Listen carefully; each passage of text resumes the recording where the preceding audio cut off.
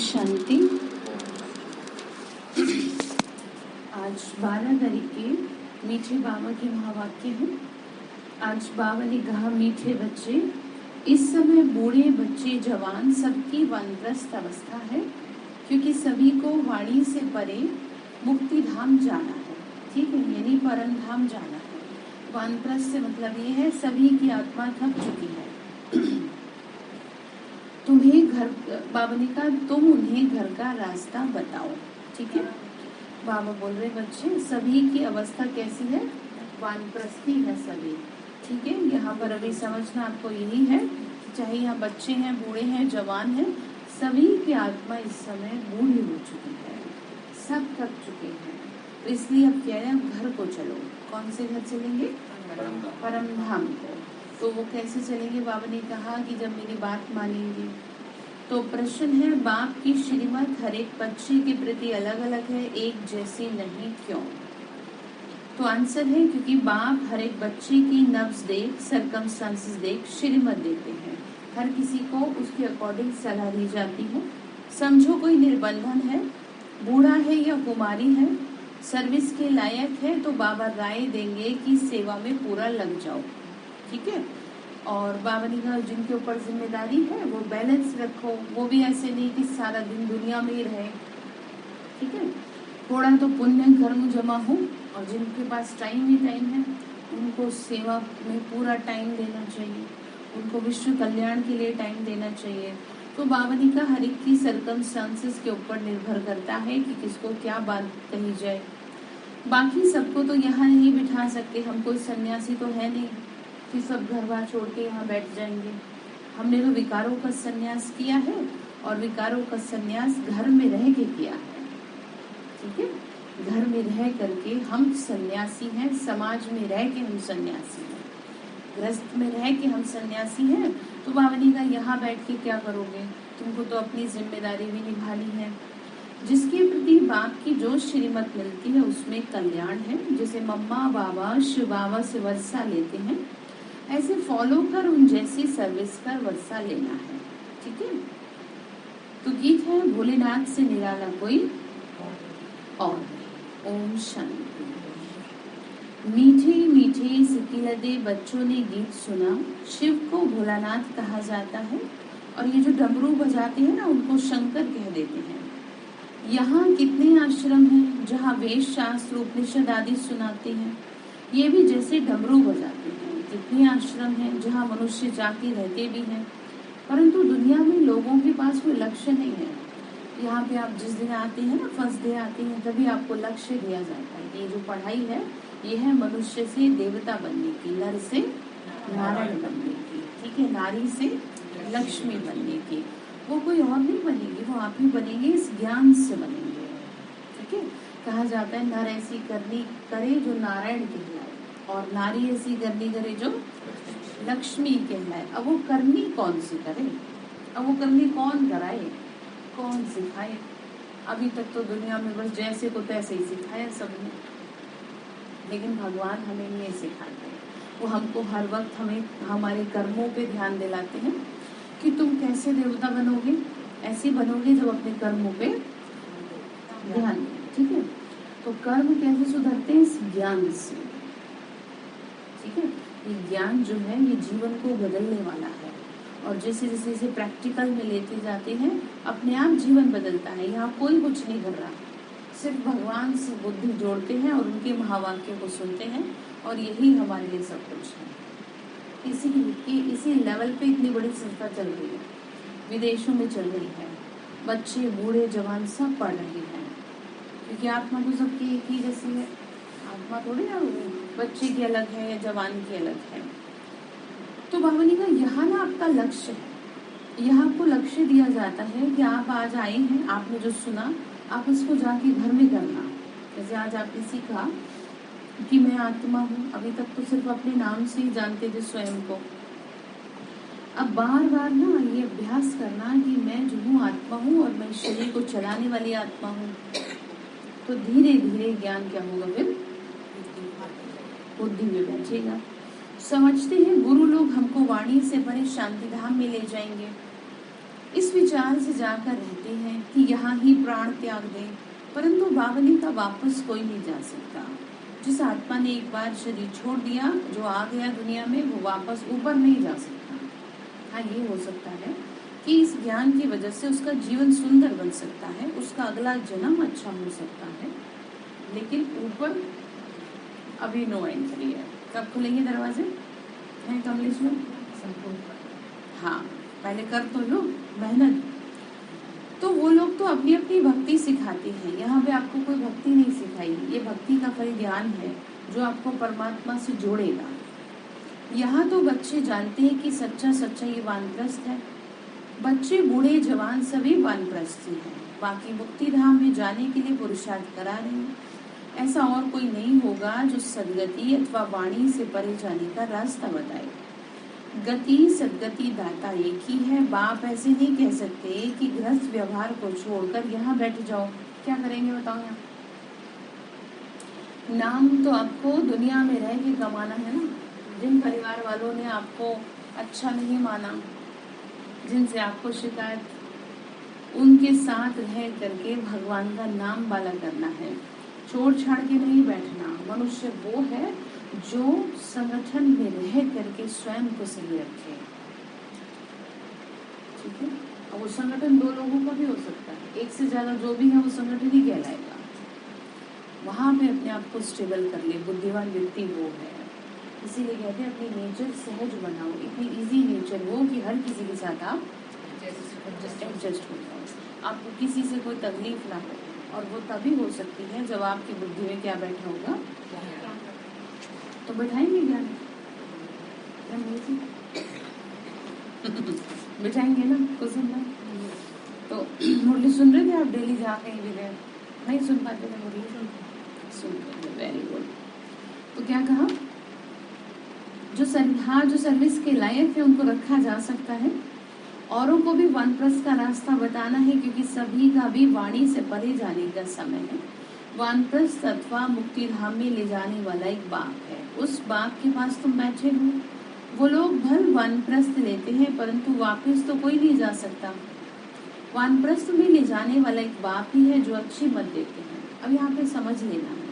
अब इसका मतलब ये नहीं कि हम बूढ़े हो चुके हैं, हमारी उम्र हो गई, इसलिए हमें वानप्रस्थ। बच्चे क्या देते हैं कि अब आपकी क्या हो गई है, उम्र हो गई है, अब आप भगवान का नाम लो। अब अगर ऐसे देखा जाए तो हमारी तो कोई उम्र नहीं, हम तो बचपन से ले रहे हैं। तो इसका मतलब हमेशा ध्यान रखना चाहिए कि ज्ञान लेने की कोई उम्र नहीं होती, जीवन को सुंदर बनाने की कोई उम्र नहीं होती।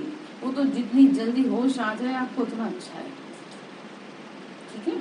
तो यहाँ हाँ, यहाँ पे वानप्रस्थ से मतलब ये है कि अब ये आत्मा जन्म ले लेके थक चुकी है, तो अब ये क्या चाहती है, शरीर से अलग होना चाहती है। और अलग तभी हो पाएंगे जो पीछे के कर्मों का हिसाब है पहले वो पूरा हो। नहीं, इस शरीर से क्या क्या किए हैं वो कहाँ जाएगा। तो कुल मिला के बात ये है कि हमारी आत्मा को अभी शरीर से परे, अर्थात अपने घर परम धाम में जाना है। जैसे आप किसी के घर मेहमानगिरी में जाओ, आप कितने दिन रह लोगे, आपकी जो कितनी सेवा पानी हो, आपको फाइनल लगेगा आप अपने घर कब जाएंगे घर। तो हम सभी का भी घर कहाँ है, इस चांद सितारों की दुनिया से पार जो दुनिया है वहाँ के हम रहने वाले हैं, ठीक है। तो उस घर को याद करो। जैसे आपका घर कहीं कहीं होता है तो आपको याद आता है ना कि मेरा वहाँ पर भी घर है, तो मैं यहाँ से परेशान तो मैं वहाँ चली जाऊँ। तो अभी कुल मिला के सबका घर का है, तो सब चलेंगे या नहीं? अभी तो बहुत कुछ देखना करना है। कुछ है भाई जी देखने करने को दुनिया में, इसमें है कुछ रहा ही नहीं यहाँ पर देखने करने को, ठीक है। कुछ हो तो देखिए भी। यहाँ पर स्वार्थ की इस दुनिया में किस पे दिमाग लगाना, सिर्फ भगवान की आज्ञाओं का पालन करना है आपको। बाबा ने कहा, कोई कहे बाबा हम घर बार ले यहाँ आकर बैठे, नहीं, देखना होता है ये सर्विस के लायक है या नहीं है। कोई बंधन मुक्त है, बुजुर्ग है, सर्विसेबल है, तो उनको श्रीमत दी जाती है, ठीक है। जैसे बाबा के घर में जो माताएं बहनें बंधन मुक्त होती हैं तो वो सारा दिन रहती हैं सेवा के लिए, ठीक है। अब जिसके पीछे बहुत सारे बंधन है उसको थोड़ी रखेंगे, वो तो खींचते रहेंगे, इसीलिए कहते हैं भाई पहले अपनी अपनी क्या पूरी करो, जिम्मेदारी पूरी करो, ठीक है। और सबसे क्या ले लो, छुट्टी ले लो, किस चीज की, हाँ सेवा की, और बंधन मुक्त हो जाओ। तो कम से कम पुण्य कर्म तो जमा कर लो अपने। बाबा समझा रहे हैं, बाबा ने कहा बच्चे फिर सीख दी जाती है, मतलब उनको गाइडेंस देंगे। कन्याओं के साथ साथ माताएं पुरुष भी सीखते जाएंगे। सेमिनार तो ये है ना, बाबा रोज शिक्षा देते रहते हैं, कैसे किसको समझाना है, बाबा राय देते हैं। पहले तो एक ही बात समझाओ, परमपिता परमात्मा जिसको याद करते हैं वो तुम्हारा क्या लगता है? अगर वो पिता है तो उनसे वर्षा मिलना चाहिए। तुम तो बाप को जानते नहीं हो, कह देते हो सब में भगवान है, कण कण में भगवान है, ऐसे कह देते हैं। ठीक है, भगवान कण कण में होता तो हम दुखी क्यों होते? हम खुद ही भगवान हैं तो हम बहुत सुखी होने चाहिए। तो आप आगे के चैप्टर में सीखेंगे कि भगवान क्या नहीं है, कण कण में नहीं है, यानी सर्वव्यापी नहीं है। हम आत्माएं हैं और परमात्मा अलग है, हम अलग हैं। फिर तुम्हारा क्या हाल होगा? बाबा ने कहा कण कण में कह दिया भगवान है, फिर तुम्हारा क्या हाल होगा? अभी तुम बच्चे जानते हो हम किसके सामने बैठे हैं, किसके महावाक्य सुन रहे? भगवान के।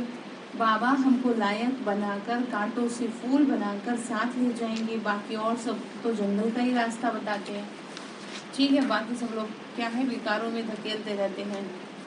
तो यहाँ पर भगवान ही ऐसा, हाँ जी आप यहीं पर है, भगवान ही एक ऐसा है जो हमें सही रास्ता दिखाते हैं। बाबा तो कितना सहज रीति समझाते हैं। सेकंड में जीवन मुक्ति गाई हुई है, वो कोई झूठ थोड़ी है।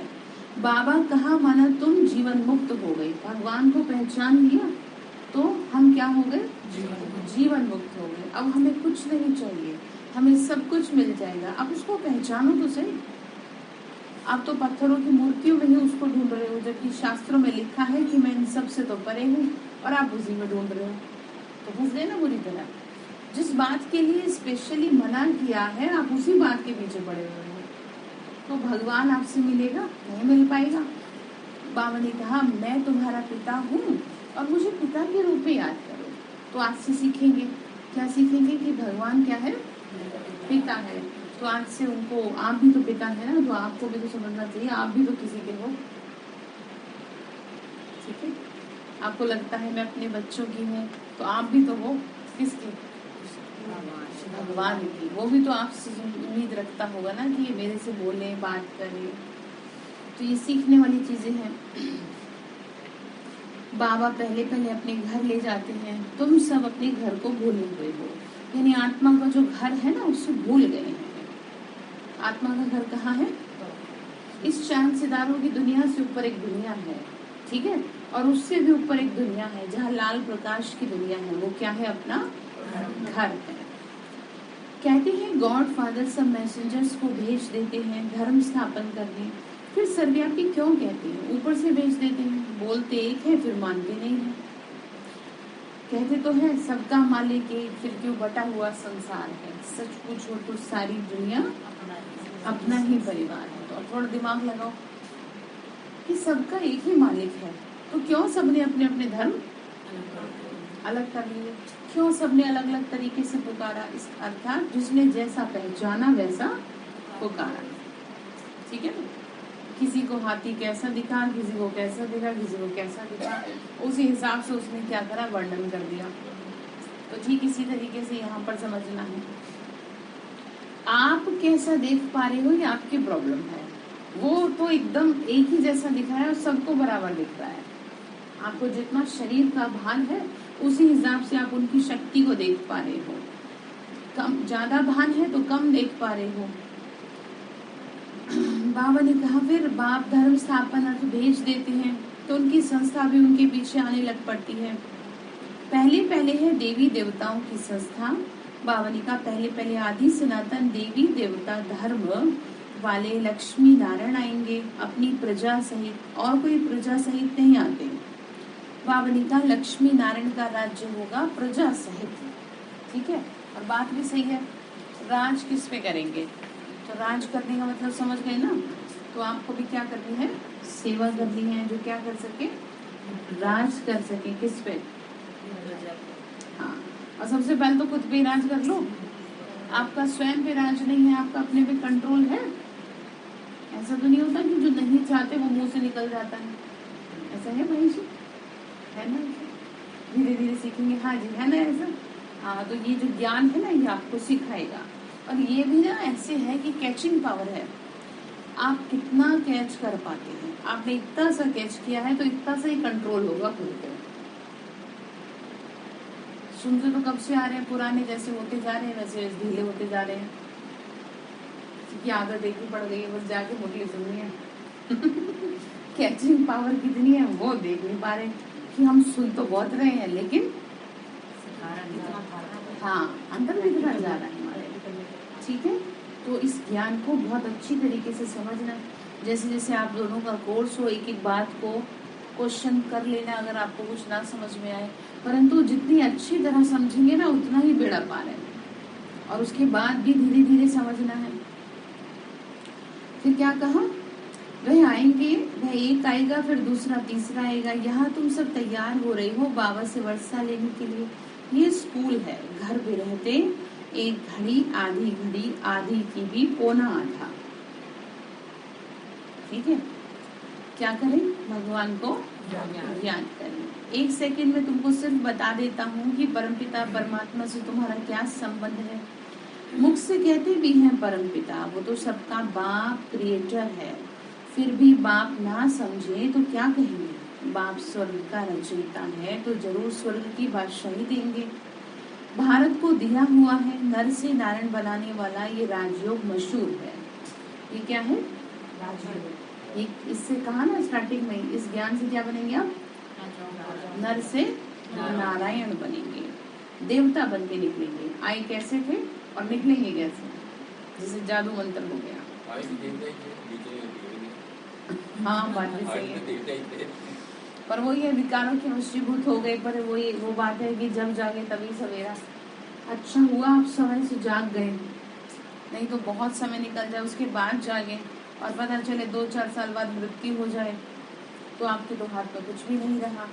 तो इसलिए क्या रखना है, इस बात का ध्यान रखना है। ये सत्यनारायण की कथा भी है, अमर कथा भी है, तीजरी की कथा अर्थात तीसरा नेत्र मिलने की कथा है। ठीक है, इस ज्ञान से क्या खुलेगी हमारी थर्ड आई। ठीक है, शंकर जी को दिखाई है थर्ड आई, कहते हैं जब थर्ड आई खुलती है तो प्रलय आ जाती है। अब यहाँ समझ लेना ऐसा कुछ नहीं आता।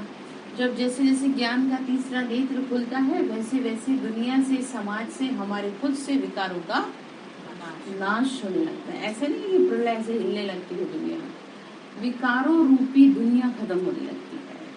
आप खुद को ही देख लो, आप जैसे जैसे ज्ञान में चलते जा रहे हो वैसे वैसे आप बुराइयों को अपने आप छोड़ रहे हो। ठीक है, क्योंकि आपकी क्या खुलती जा रही है धीरे धीरे, तीसरी आंख।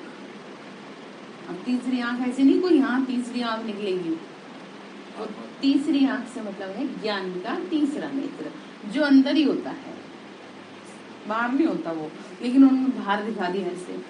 तो इसको आज्ञा चक्र भी कहते हैं।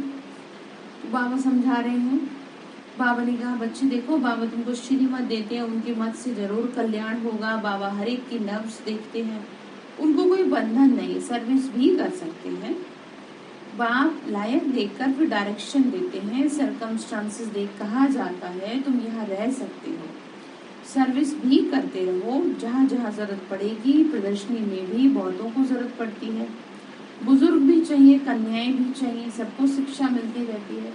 भगवान के घर में ऐसा नहीं है कि बूढ़े बूढ़े जैसे कई भाइयों को लगता है कि यहाँ पर भाई आते हैं हम आ सकते हैं क्या, मतलब लगता है कि बहन ही हैं, ऐसा नहीं है। ये ज्ञान सभी के लिए है, चाहे वो भाई हो या बहन हो या बच्चा हो या बूढ़ा हो या जवान हो, क्योंकि आत्मा भगवान के लिए बूढ़ा बच्ची जवान नहीं है, आत्मा परमात्मा की एक ही जैसी है। ठीक है, तो सभी के लिए ऐसा नहीं सोचना चाहिए। अच्छा है भाई है तो भगवान के बच्चे ही, आत्मा तो भाई में भी है ही, आत्मा बहन में भी है, आत्मा छोटे बच्चे में भी है। कई जगह तो छोटे छोटे बच्चे इतने आते हैं कि बहुत उनको अच्छा लगता है, सुनते हैं, मुरली सुनते हैं, कहते दीदी मुरली सुनाओ। तो ऑर्गन्स ही तो छोटे हैं, आत्मा तो बराबर है। तो समझना चाहिए कितने अच्छे पुण्य कर्म कि जो ऐसी आत्मा है। फिर बाबा ने कहा तुम यहाँ रह सकती हो। बाबा ने कहा प्रदर्शनी में जरूरत पड़ती है सबकी, ये पढ़ाई है। ये क्या है? कथा नहीं सुना रहे आपको, यहाँ पढ़ाई चल रही है। और ये पढ़ाई आपकी पहले चलेगी 7 दिन और फिर चलेगी तब तक जब तक आपको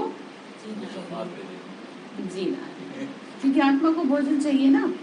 शरीर को तो भोजन आप दे रहे हो, अब आत्मा को तो भोजन नहीं दे पा रहे। अब आत्मा को भोजन नहीं दोगे तो कैसे चलोगे? आत्मा को भोजन चाहिए इसका, ज्ञान का। बाबा ने कहा भगवानुवाच, भगवान कहा जाता है निराकार को, तुम आत्माएं उनके बच्चे हो। कहते भी हो ओ गॉड फादर, परंतु बाबा ने कहा समझते नहीं है। सर्वव्यापी थोड़ी कहेंगे, लौकिक बाप सर्वव्यापी है क्या? अब पिता तो सबका एक ही होता है। अब भगवान जो परम पिता है उसको सब में कह दिया, तो समझना है। बाबा ने कहा तुम फादर कहते भी हो, गाते भी हो, पतित पावन बाप है तो जरूर पावन बनाएंगे। तुम बच्चे जानते हो पतित से पावन अभी बन रहे हैं। कौन? हाँ जी, कौन बन रहे हैं बताओ? पतित से पावन। हाँ, कैसे बनेंगे? हाँ, जैसे जैसे ज्ञान जो है बुद्धि में बैठेगा वैसे वैसे आत्मा क्या होती जाएगी? पावन। ठीक है, तो बनेंगे पावन। ज्ञान बुद्धि में बैठाएंगे ना, समझेंगे, जीवन में धारण करेंगे। देखो मनुष्य तो वही है ना कि जो दुनिया में नाम कर रहे हैं। अब यहाँ नाम आपको कहेंगे बुढ़ापे में क्या नाम करें? अब यहाँ नाम आपको इसी समय तो करना है, क्योंकि इसी समय जीवन भारी लगता है। जैसे जैसे उम्र बढ़ती जाती है ना वैसे वैसे जीवन में ऐसा लगता है कि अब तो मेरा जीवन बेकार, और भगवान ने कहा अभी सफल करना है मुझे। आपने खुद अपनी इम्पोर्टेंस को खत्म किया, भगवान ने थोड़ी किया है। वो तो ये कहते हैं कि चलो आपको चाहे 1 साल भी हुआ है तब भी जल्दी जल्दी मेहनत करो, खूब मेहनत करो। सारी मेहनत किसकी है? हाँ, और जिसने जितनी ज्यादा मेहनत कर ली उसके हाथों में उतना ही सोना है। सोना समझ गए? हाँ, उतने ही पुण्य कर्म है, उतना ही उसका जीवन सुंदर है। हाँ, फिर बाबा ने आगे कहा, बाबा कहते हैं मेरे 5000 वर्ष बाद फिर से आकर मिले हुए बच्चे, तुम वर्षा लेने आए हो। जानते हो ना राजधानी स्थापन हो रही है। जैसे मम्मा बाबा शिव बाबा से वर्षा लेते हैं, हम भी उनसे लेते हैं। फॉलो करो, मम्मा बाबा जैसी सर्विस भी करो। मम्मा बाबा नरसिंह नारायण बनाने की कथा सुना रहे हैं। हम फिर कम क्यों सुने? जानते हो ना सूर्यवंशी चंद्रवंशी बनेंगे। पहले तो सूर्यवंशी में जाना पड़े, समझ है? बाबा ने कहा तुम कौन से घराने की आत्मा हो? अर्थात देव घराने की। देखो इस चित्र को, और देखो आप कहाँ पर हो इसमें। ये चित्र देख रहे हैं, कहाँ का चित्र है? स्वर्ग का चित्र है ये। और आपको ये देखना है कि मैं यहाँ की आत्मा हूँ। ठीक है, बाबा ने कहा पहले तुम देव घराने की आत्मा हो। बाबा ने फिर आगे कहा पहले तो सूर्यवंशी में जाना पड़े, समझ है ना? बगैर समझ स्कूल में नहीं बैठ सकते। बाबा श्रीमत देते हैं, हम जानते हैं इनमें तो बाबा की प्रवेशता है, नहीं तो प्रजापिता कहाँ से आया? किसमें? ब्रह्मा बाबा में। ब्रह्मा तो सूक्ष्मतन वासी है, प्रजापिता तो यहाँ चाहिए। तो बाबा कहते हैं ब्रह्मा द्वारा मैं स्थापना करता हूँ किसकी? ब्राह्मणों की। ठीक है, और वो ब्राह्मण फिर ब्राह्मण से क्या बनते हैं? देवता बनते हैं। देवता तभी बन पाते हैं जब ज्ञान बुद्धि में बैठ जाता है। इस ब्रह्मा में प्रवेश करता हूँ, तुम आत्माएं भी शरीर में प्रवेश करती हो। मुझे कहते हैं ज्ञान का सागर। क्या कहते हैं? ज्ञान का सागर। तो हम निराकार ज्ञान कैसे सुनाओ? कृष्ण को तो ज्ञान का सागर नहीं कहेंगे। बाबा ने कहा ज्ञान सुनाने के लिए क्या करना पड़ता है? मुझे शरीर लेना पड़ता है। ठीक है, कैसे बात करें? कृष्ण की आत्मा बहुत जन्मों के अंत में लेकर फिर कृष्ण बनी है, अभी नहीं है। तुम जानते हो भगवान शरीर थोड़ी साथ लेते। बाबा ने कहा तुम जानते हो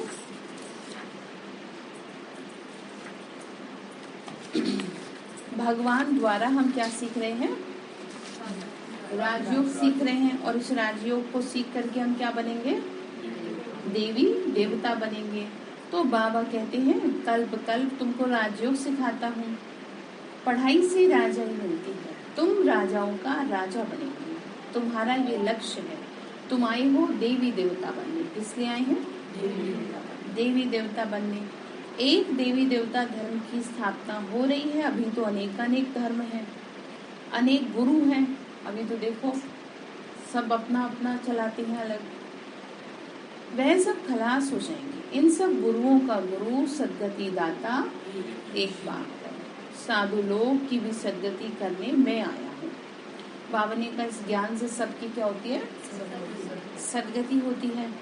आगे चल वो भी तुम्हारे आगे झुकेंगे। क्यों झुकेंगे? हाँ, क्योंकि ज्ञान आपकी बुद्धि में बैठ गया और इस ज्ञान को बुद्धि में बिठा करके आपने परिवार में रह करके अपने जीवन को साधा है। और उन्होंने घर बार छोड़ करके भी अपने जीवन को नहीं साधा। इसीलिए कहा जाता है कि जैसे अब जो अपना गुप्त पुरुषार्थ करते हैं तो वो जो है क्या है, बाबा ने कहा ना कि बच्चे उसी आत्मा को बताओ जो उसकी इम्पोर्टेंस को समझे। कहते हैं ना बंदर क्या जाने अदरक का स्वाद। अगर आप ये बातें दुनिया वालों से करेंगे जाके तो वो तो आपको कहेंगे ऐसे थोड़ी करते हैं, और साधुओं से कहेंगे तो उनको तो बहुत अच्छा लगेगा, क्योंकि उनको लगता है कि घर गृहस्थ में रह करके तो ज्ञान तो नहीं उठा सकते। और आप सब क्या कर रहे हो? तो ऊंचा कौन हुआ? ठीक है, ऊंचा वो है कि जो दुनिया में यानी परिवार में रह करके अपने जीवन को साध ले। घर बार छोड़ के साधने वाले को महान नहीं कहेंगे। कहेंगे तुमको कुछ काम तो है नहीं तो तुम यही कर लो, चलो तुम्हारी कोई जिम्मेदारी नहीं, तुम्हें कोई दिक्कत नहीं तो तुम ये कर लो।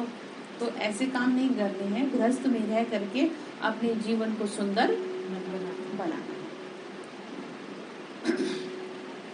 बावनी का वो सब खलास हो जाएंगे। इन सब गुरुओं का गुरु सदगति दाता एक बाप है। साधु लोगों की भी सदगति बावनी का मैं ही करता हूँ। आगे चल बावनी का वो झुकेंगे। तुम बच्चों की बुद्धि में ड्रामा का सारा राज है, जानते हो ना। सूक्ष्म तन में है ब्रह्मा विष्णु शंकर, ये फिर है प्रजापिता। कहते हैं ब्रह्मा के बूढ़े तन में प्रवेश करता हूँ। कौन? शिव बाबा। इनको भी कहते हैं हे बच्चे तुम इस ब्राह्मण हो, तुम सब ब्राह्मण हो, तुम पर कलश है, तुमने इतने जन्म लिए। इस समय है रौरव नर्क। इस समय क्या है? बाकी तो कोई नदी नहीं है जिसको नर्क कहा जाए।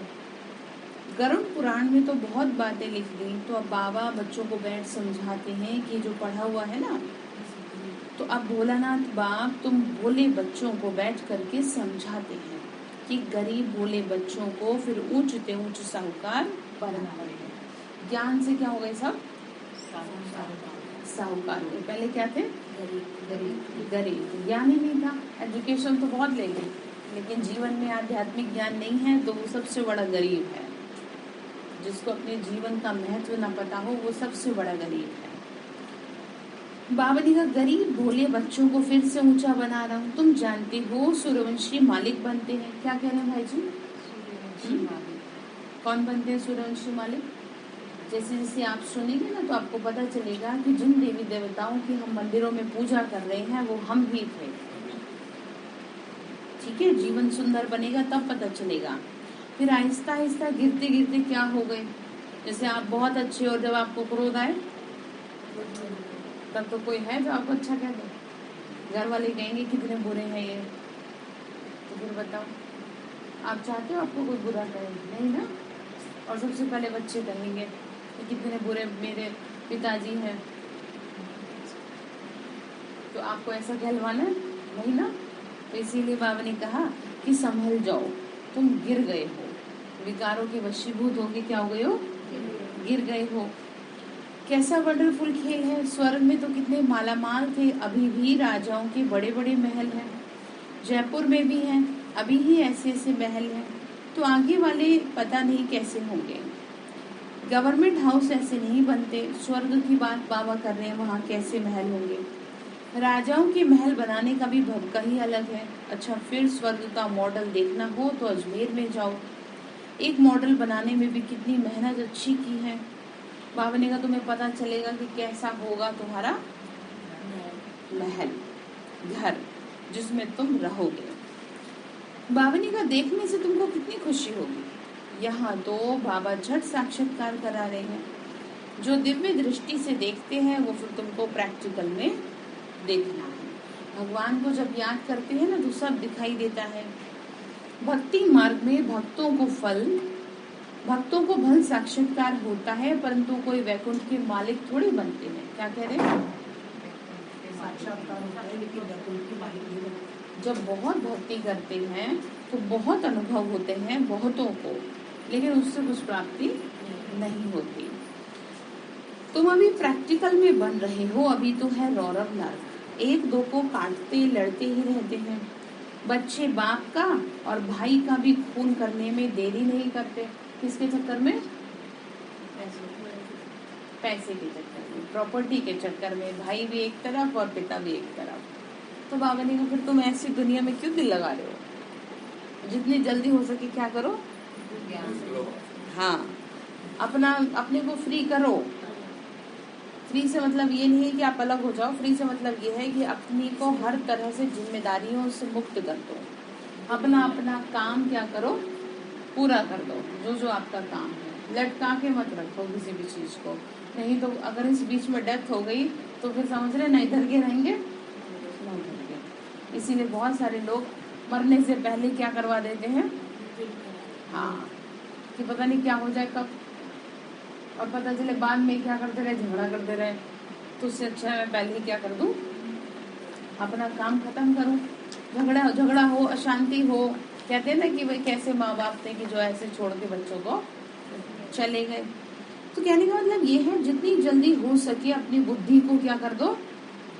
फ्री कर दो, बंधन मुक्त कर दो, जिससे कि आपको बाबा में बुद्धि लगाने में क्या ना हो, मुश्किल ना हो। नहीं तो भटकेगी, भटकती है ना। ये कहेगा, वो कहेगा, तो कोई कुछ नहीं कहेगा। काम खत्म करो, ठीक है। बाबा ने आज शब्द यूज किया है बंधन मुक्त हो जाओ। बाबा फिर आगे समझा रहे हैं, अभी की कमाई 21 जन्मों के लिए प्राप्त होगी तो कितनी खुशी होनी चाहिए। पहली बात, अगर बाप का परिचय और बाप की बायोग्राफी को ना जाने तो फायदा ही क्या है। इतने दान पुण्य करते तो भारत का ये हाल हो गया, परंतु ये समझते कोई नहीं है। कहते हैं भक्ति के बाद भगवान मिलेगा, परंतु कब और किसको मिलेगा। भक्ति तो सब करते हैं, परंतु सबको सब कुछ नहीं मिलता, और उनको तो बिल्कुल भी ना, बस अल्पकाल का सुख है। कितनी गुंजाइश है समझने की। तुम कोई को भी कह सकते हो ये शास्त्र आदि सब भूलो, जीते जी मर जाओ। अब ऐसे नहीं कि आप अपने मन को मार लें कि भाई मेरे को तो दुख हो रहा है इसलिए मैं अपने मन की खुशी को नष्ट कर लूं। ज्ञान को समझो बुद्धि में कि जिस स्वार्थ में आप प्रेम ढूंढ रहे हो वो आपको कष्ट देगा। जिससे आप सम्मान ढूंढ रहे हो वो मिल तो जाएगा पर वो कष्ट देगा। इसीलिए आप उनसे ऐसे रहो कि ठीक है, मिल जाए तो ठीक, नहीं मिले तो ठीक, और मिल भी जाए तो ये नहीं ऊपर समझ गए, बहुत खुश हो गए, और 1 मिनट नहीं लगता आपको नीचे गिराने में, और फिर आप दुखी। इसीलिए इन सब चीजों से क्या हो जाओ, ऊपर उठ जाओ। ब्रह्म तत्व है, उनसे थोड़ी कुछ मिल सकता है। वर्षा तो किससे मिलता है? शिव बाबा से। कल्प कल्प हम लेते हैं, कोई नई बात नहीं है। अब नाटक पूरा होने को है, अब सृष्टि समाप्ति की ओर है। हमको शरीर छोड़ वापस घर जाना है। जितना याद करेंगे उतना अंधमती सुगति होगी। इनको कयामत का समय कहा जाता है। पाप आत्माओं का हिसाब किताब अब चुकतू होना है।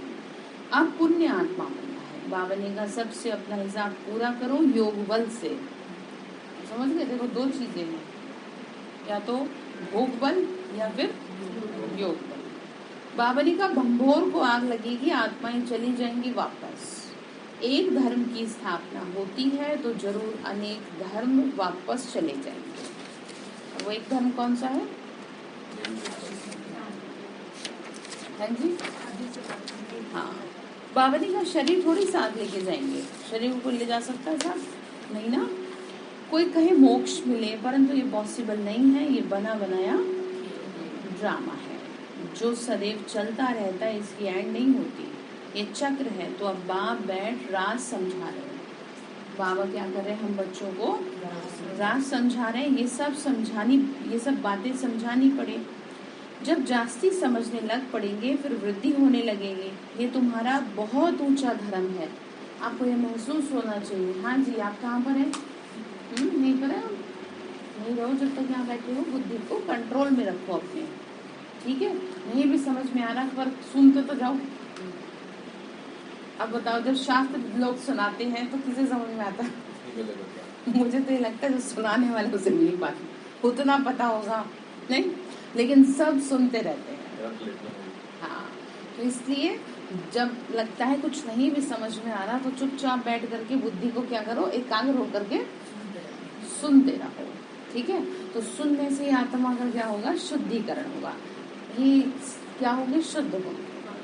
जैसे बुरी बातों से अशुद्ध हो जाते हैं ना, ऐसे अच्छी बातों से क्या होंगे, पांचों कर्मेंद्रियां शुद्ध होती चली जाएंगी, ठीक है? लेकिन अलर्ट होके बैठना पड़ेगा, अपने आप को थोड़ा सा अलर्ट रखना पड़ेगा। बाबा ने कहा ये तुम्हारा बहुत ऊंचा धर्म है, इनको चिड़िया खा जाती है, और धर्मों को चिड़िया नहीं खाती, क्योंकि मीठा धर्म है ना, मीठा झाड़ है, मीठे बाबा है, मीठी दुनिया बना रहे हैं, सब कुछ ही मीठा मीठा, तो कौन छोड़ेगा वो? तो बाबा ने हाँ, तो तुम बच्चों को इस दुनिया में कोई शौक नहीं रखना चाहिए, ये कब्रिस्तान है। पुरानी दुनिया से क्या लगाव रखना, ठीक है? सब मरे पड़े हैं। कोई दुनिया में कुछ दिखाई दे रहा है आपको? नहीं ना, सब मरे पड़े हैं। सब उससे पूछो कैसे हैं तो बस कह देंगे कट रही है, जी रही है। ये थोड़ी जीवन है, जीवन तो खुशी से जिया जाता है। आप ऐसे मत हो, आप तो अपने जीवन को सफल करो। बाबा ने कहा अमेरिका में जो सेंसिबल है वह समझते हैं कोई प्रेरक है, मौत सामने खड़ी है, विनाश तो निश्चित है, सबकी दिल तो खाती ही रहती है, ड्रामा की भावी ऐसी बनी हुई है। शिव बाबा तो दाता है, इनको तो कोई आसक्ति नहीं, वो निराकार है, ये सब कुछ बच्चों का है। बाबा ने कहा भगवान ज्योति बिंदु स्वरूप है, वो ये कहते हैं कि मुझे तो कुछ चाहिए नहीं और मैं करूँगा क्या, वो तो आसक्ति कोई है नहीं उनकी। तो नई दुनिया भी बच्चों की है, विश्व की बादशाही भी किसकी है, बच्चों की है। स्थापन कर रहे हैं हम ही राज्य करेंगे। बाबा कितना निष्कामी है, तुम बाबा को याद करेंगे तो तुम्हारी बुद्धि का ताला खुलता रहेगा। तुम डबल फिलैंथ्रोपिस्ट यानी महादानी हो, तन मन धन देते हो, अविनाशी ज्ञान रतन भी देते हो। सभी को किस चीज का दान करते हैं? हाँ, अविनाशी ज्ञान रत्नों का। शिव बाबा को तुम क्या देते हो? कर्णिघोर को देते हैं ना। ईश्वर समर्पण, ईश्वर भूखा है क्या? क्या दोगे उसको? दाता विधाता को क्या दे सकेंगे? क्या कृष्ण अर्पणम करते हैं, दोनों को भिखारी बना दिया, किसको? और शिव बाबा को, यानी शिव को और कृष्ण को दोनों के अर्थ दान करते हैं। तो बाबा ने कहा अच्छा तुम ये बताओ तुम्हारे पास देने को है क्या? भगवान को क्या दोगे? हैं 10, 5, 20, 50, 100, 1000, 500 रुपए, क्या करेगा वो पैसों का? आप ये सोचो कि पैसों की जरूरत किसे होती है? देहधारी को होती है। दुनिया में लोग क्या देते हैं, हमने इतना दान किया, हमने उतना किया। आपने किसके लिए किया? तो ईश्वर को क्या दिया? वो तो जो आपसे मांग रहा है वो तो आपसे दिया नहीं जा रहा। आपसे कह रहा है अपना क्रोध दे दो, बोले वो कैसे दे दो? वो तो हमारी अमानत है, इसके पीछे राज है, वही कष्टदायी है, समझ रहे? तो अब वो चीज दे दीजिए जो आपकी बेकार की चीजें हैं, ठीक है? तो देखो ऐसा कोई दुनिया में सौदागर होगा क्या? बावनी का दोनों को भिखारी बना दिया। वो तो दाता है, देने वाला लुटा रहा है, लूट सके तो लूट, ठीक है? अंतकाल पछताएगा जब समय जाएगा, फिर आप कहेंगे भगवान आओ। अब क्यों आए? तब सो रहे थे आप। कब? जब आपको दिया जा रहा था। कहते उसी समय नींद आई जिस समय क्या है, भगवान भाग्य बांट रहा था, ना पहले आई ना बाद में आई। और इसका प्रैक्टिकल वो देख सकते हैं आप, जिन लोगों को सारी रात नींद नहीं आती उनको 4 बजे नींद आती है। देखो सारी रात नहीं आ रही तो 4 बजे भी ना आए तो कम से कम भगवान को याद तो कर ले बैठ के, कम से कम एक तरफ तो जमा कर ले। वैसे भी दुनिया आप सो रहे, वैसे भी तो आप टाइम पास ही कर रहे हो, तो कम से कम चलो याद तो क्या होगा, क्योंकि जब नींद नहीं आती तो याद भी नहीं होता, तो कम से कम आप बैठ तो जाओ, अपनी हाजिरी तो पूरी कर लो। ये नहीं कि आलस में पड़े आप सो जाते हैं। तो बाबा ने कहा क्या दोगे तुम, तो क्या देंगे फिर है, बताओ क्या देंगे। हाँ जी, टाइम देंगे, बहुत बढ़िया है ना। बाबा ने कहा तुम्हारी जो कमियां है ना वो दो मुझे, जिससे कि मैं तुमको देवता बना सकूं। ठीक है। अच्छा, मीठे मीठे सिक्के लगे बच्चों प्रति माता पिता बाप दादा का याद प्यार और गुड मॉर्निंग। रूहानी बाप की रूहानी बच्चों को नमस्ते। हम रूहानी बच्चों की रूहानी माता पिता बाप दादा को नमस्ते नमस्ते। बाबा शुक्रिया, बाबा शुक्रिया, बाबा शुक्रिया। धारणा के लिए मुख्य सार है, पुरानी दुनिया की किसी भी चीज में लगाव नहीं रखना। ठीक है, दुनिया में जो भी दिख रहा है ना उसमें क्या नहीं रखना, लगाव नहीं रखना। इस दुनिया में किसी भी बात का शौक नहीं रखना, क्योंकि सारे शौक विनाशी हैं, आपको खत्म कर देंगे, क्योंकि ये कब्रिस्तान होने वाली है। ठीक है, कब्रिस्तान में क्या होता है, सब मरे पड़े हैं। तो बाबा ने कहा जिन चीजों को आप देख रहे हो ना वो सब खत्म है, और तुम उनके चक्कर में अपनी बुद्धि खत्म कर रहे हो। 2 साल पहले देखा था। दूसरे पॉइंट, अब नाटक पूरा हो रहा है, हिसाब किताब चुकतू कर घर जाना है। इसीलिए योग बल द्वारा पापों से मुक्त हो पुण्य आत्मा बनना है। क्या कह रहा है, नाटक पूरा हो रहा है, पूरा करो हिसाब। ठीक है, योग बल से आत्मिक दृष्टि से शुभ भावनाओं से पूरे करो। डबल दानी बनना है। वरदान दिया बाबा ने, खुशी की खुराक द्वारा मन और बुद्धि को शक्तिशाली बनाने वाले अचल अडोल भाव। क्या कहा, खुशी की खुराक द्वारा मन और बुद्धि को क्या बनाएंगे, शक्तिशाली। ठीक है, खुश रहेंगे तभी तो सही रहेगा, खुश शक्तिशाली महसूस करेंगे स्वयं को।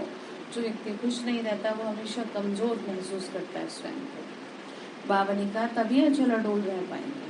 तो वाह बाबा वाह, वाह मेरा भाग्य वाह, सदा यही खुशी के गीत गाते रहो। खुशी सबसे बड़ी खुराक है, खुशी जैसी कोई खुराक नहीं। जो रोज खुशी की खुराक खाते हैं वो सदा तंदुरुस्त रहते हैं। मुरली क्या है, खुशी की खुराक है। इसीलिए खुशी की खुराक द्वारा मन और बुद्धि को शक्तिशाली बनाओ तो स्थिति भी शक्तिशाली रहेगी। ऐसी शक्तिशाली स्थिति वाले सदा ही अचल अडोल रहेंगे। ठीक है, तो क्या बनाना है, स्वयं को शक्तिशाली बनाना है। बाबा ने कहा शक्तिशाली बनाओगे तभी खुश रह पाओगे। ठीक है, तो स्लोगन है, मन और बुद्धि को अनुभव की सीट पर सेट कर दो तो कभी अपसेट नहीं होंगे। मन और बुद्धि को क्या करना है, अनुभव की सीट पे। जैसे जैसे ज्ञान बुद्धि में बैठेगा तो अनुभव की अथॉरिटी बनते जाएंगे आप। तो बाबा ने कहा फिर क्या नहीं होंगे, कभी अपसेट नहीं होंगे। ठीक है, अच्छा, ओम शांति।